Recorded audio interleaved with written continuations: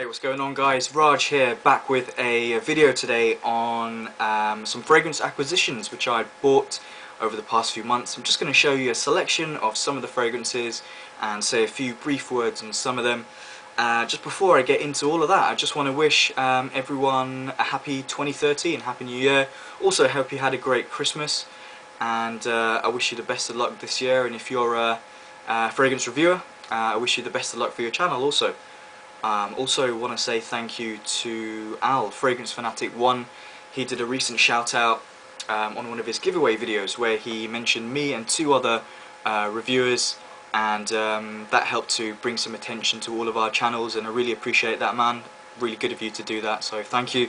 And thank you to everyone who subscribed, and if I haven't had a chance to respond to your comments, this is me basically saying thank you in a video format, so appreciate that, appreciate the support.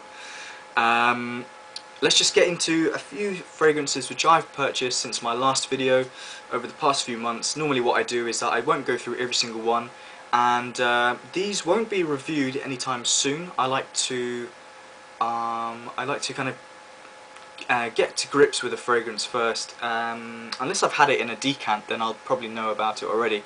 So don't expect reviews of these anytime soon, but there are plenty more reviews coming on my channel.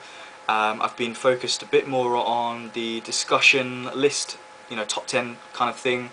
I wanted to add something different to my channel, but reviews are definitely on their way.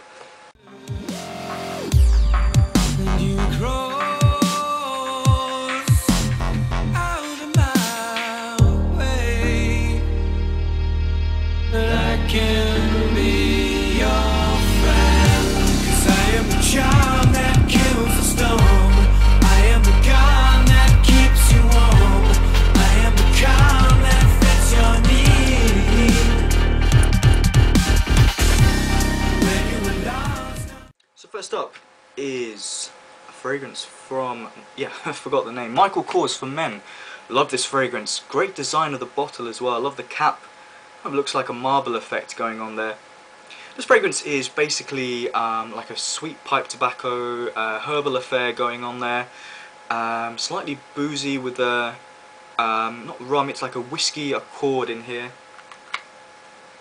Yeah, definitely. This is a really great fragrance. Really enjoyed wearing this a lot.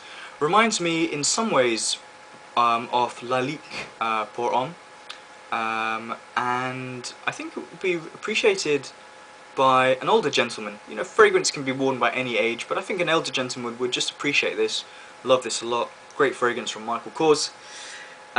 Next is a fragrance from Lalique. This is their latest release. This is Hommage à l'Homme. Homage to the man, off the man, probably means something like that. Great design of the bottle as usual with Lalique. That is what their history is, that's their heritage. And this fragrance is kind of a little bit green, a little bit spicy as well, a little bit fruity as well, and there's also something in the base of this fragrance which is slightly dark. They say it's oud. I don't know how authentic the oud is, or whether it's just in synthetic or an accord. A really great fragrance. Love this fragrance. I remember trying it in the shop and liking it straight away on paper. That's always a good sign. Next up, a couple more fragrances here. Got the travel spray by Kilian. This is by Kilian's Back to Black. Love the design here, but I didn't really want to go for the full size bottle. Don't really fancy paying that much just for the box, which is great. It looks amazing, but this is great. The refill option is definitely a good option for by Kilian. Back to Black. It's all about the honey. You gotta like honey. You've got to like your incense. There's more to this fragrance than that, but I think that's what dominates this fragrance. An amazing fragrance to wear on a night out, maybe a date. Perfect for that, perfect. Great fragrance. Probably one of the best from the whole entire house. By Kilian's Back to Black. A fragrance here which I don't think I've seen anything on YouTube, hardly anything on this house as well. This is from the British house, the London-based British house, set up by Linda Pilkington. This is Ormonde Jayne, and this fragrance is called Taif. This is the eau de parfum. So, Taif is a city in Saudi Arabia, and a very sweet rose is grown there, and that's what you get in this fragrance. But it's On the Ormonde Jayne website it says that this is a feminine fragrance. To be honest, I don't really pay much attention to that. I wear this a lot. Apparently a lot of people, a lot of men in Middle East wear this fragrance as well. And it's kind of like a sweet rose, bit of pepper in there as well, touch of wood but not too much. It's all about the sweet rose in here. A really great fragrance. I enjoy wearing this. It's a classic Oriental style fragrance, and great longevity on this, really great longevity. You want to be careful wearing this though, because I've noticed a few times wearing this around here and around here, and it gets a little bit cloying, but then it's a powerful fragrance, you know, it's an EDP. Yeah, great, definitely worth checking out this house actually. Next up, this fragrance is discontinued. I've been looking for it everywhere. Didn't really want to pay the asking price on eBay. And this is Gucci Pour Homme 1. The moment I tried this, I knew that this was a fragrance which I was going to love.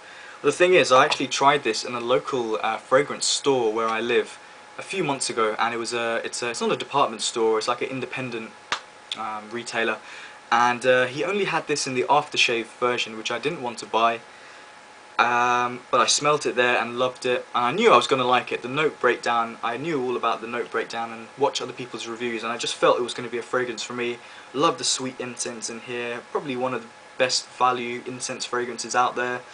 I wore this a lot recently in India, in the humidity, and it lasts really well. And I actually bought this in India. This is where I found it, in a domestic airport in Mumbai, and I just had to buy it, to be honest. It was, you know, a decent price, and that's what I appreciated, so had to go in for that. I've got Gucci Pour Homme 2 as well, another spectacular fragrance. Well, actually I'm going a bit overboard, it's not spectacular, it's a pretty good fragrance, very good. But the bottles look amazing, lined up next to each other, so that's good. And finally, this is a fragrance I got off eBay. It's actually used. It was about 75% full, and I still actually managed to get a quite good deal on it in terms of price per ml. This is Hermes from the Acheson line, Ambre and Narguile. I love this fragrance, and you know, there's more to this fragrance than just apple pie. You know, there's a cinnamon note in there, an amber note in there, kind of like a sweet honey as well. It's bordering on complex. It's definitely not a simple fragrance, and it lasts really long on me. For me, I get actually brilliant longevity. This is the type of fragrance which lasts well into the next day if you wear this, let's say, in the evening. Love this sweet style fragrance. It never becomes too much, never becomes overboard. Received some pretty good compliments on this, and I've also been told that the sillage on this is pretty good, so yeah, probably I would say the best from the Amazon's line. A few others I've tried from there which are quite interesting, but you know, this is probably the best. So there you go guys, just a selection of a few fragrances which I've picked up over the past few months.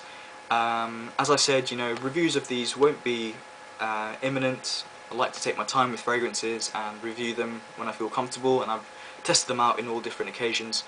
But definitely more reviews coming up. I think the next one I'm going to do is on a fragrance called Elixir from the British house Penhaligon's.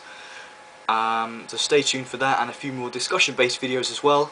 Definitely like that side of my channel, and makes a change from the usual, you know, fragrance reviewing.